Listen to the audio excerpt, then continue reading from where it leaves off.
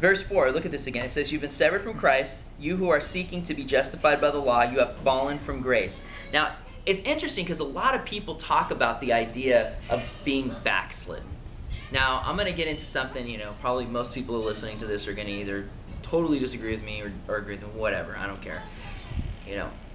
People get this word backslidden. They talk about Christians who become backslidden. Christians who go back into the world and do bad things. That's their idea of backslidden.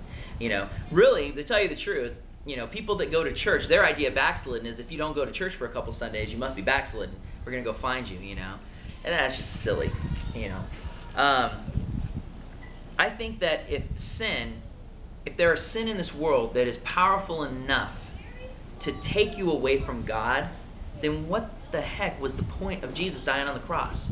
If there was a sin that you could commit as a Christian, if you screw up and fail, and you just screw up horribly, and that sin takes you out of the grace of God and turns you back into just a sinner on his way to hell, then the thing that blows my mind is, then Jesus' death on the cross didn't mean much. If sin is more powerful than that, I don't believe that. I believe that when you put your faith in Jesus Christ, that's it. That when you become born again, you can't become born again. It doesn't make sense. You're born again. I can't change the fact of how I was born. How I'm born is how I'm born. I mean, that's the way I'm going to be. I'm Jason. I was born, Jason Malott. That's who I am. I can't change who my father is. I can't change who my mother. I can't change those things. That's just a fact. I believe that's the same way in the Spirit. That when you're born again, you're born again. When you put your faith in Jesus Christ and you confess Him as Lord of your life, that's it. It's done. You might go and get stupid. You might go out and screw up because you just maybe don't understand what God wants from you. Or maybe you just have things you're dealing with that you just, that temptation is just really tough on you. Maybe there are things in your mind that God needs to heal. Because, there are people right now that are just, they love God with all their heart, but they are addicted to drugs or addicted to alcohol or addicted to other vices. That, those vices, those things specifically aren't the things that are sending them to hell. It's just the things that are keeping them from having a good relationship with God. But drugs don't send you to hell. Drinking doesn't send you to hell. All of the horrible vices that people can have in this world of sin and all these things, it's not what sends you to hell. It's your rejection of Jesus Christ. It's not putting your faith in Jesus. That's what sends you to hell. Those things will, separate you from God by not having a good relationship with Him. I look at it kind of like my son. I could love my son with all my heart, and he's my son, Isaiah Malott. He's not going to change who he is. He might go on and, not want to talk to me anymore. He might, do some things that might separate our relationship, that might make it strained, but it doesn't change who he is, And that's the thing we've got to understand as Christians. This is what Paul is saying here. I like how he says this. He says, you have been severed from Christ, you who are seeking to be justified by the law. You have fallen from grace. Now, what am I getting at here? The only time the Bible talks about people being backslidden, people being cut off from Christ, are people who go from that faith in Him and they become people who just want to obey a bunch of laws. Who Christ is not, it's not about being saved by faith, it's being saved by what I can do.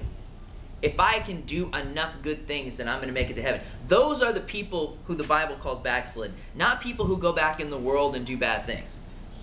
Not people, and even in Hebrews where it says that they backslide back into the fruitless labors of the old way of life, which was the sacrifices at the temple and the obeying the Sabbaths, like, a specific way, and, not eating, pork and all these, circumcision and all these different laws. The people who are backslidden were the legalists. Those are the people who are getting caught up in the do's and don'ts. And that's what Paul's saying here. And I love the word he uses here, severed. You know what that word is? That's the same word that's used to describe the act of circumcision. Severed. Now look at this. Now let's go into this a little more. You've fallen from grace. Wow. You've fallen from grace. What is grace? And that's why people say, well, see right there. It says it. Yeah, you know what it says? The word grace means unmerited favor of God. Unmerited favor. That means something that's a free gift. Now I kind of look at it this way. If I got a present and I want to give it to one, I say, I bought this this beautiful, dress for you, and I'm bringing it to you and I'm giving it to you, and you say, oh, that's wonderful, but I want to take care of that, so let me go clean your house for you, What if on your birthday, you sit there and every single time somebody gives you a present, you make a list of the things you need to do for that person to make up for that present? Is that silly? I mean, just think about it that way. That's silliness. And honestly, the person who gave you the present would be offended by it. Honestly, you'd be hurting their feelings. Well, let me go to your house and do some work for that. No, it was a gift. It's funny we can receive gifts on our birthdays without thinking much of it. Isn't that funny how it's just common thought? Well, yeah, it's mine. Belongs to me. It's my birthday. Right? You didn't do anything for that. Well, yeah, it's my birthday. You had no act on what day you were born, did you? Did any of us control the day that we were born? No, we didn't. We were born that day. So guess what? When our birthday comes up, we have no problem receiving gifts from people.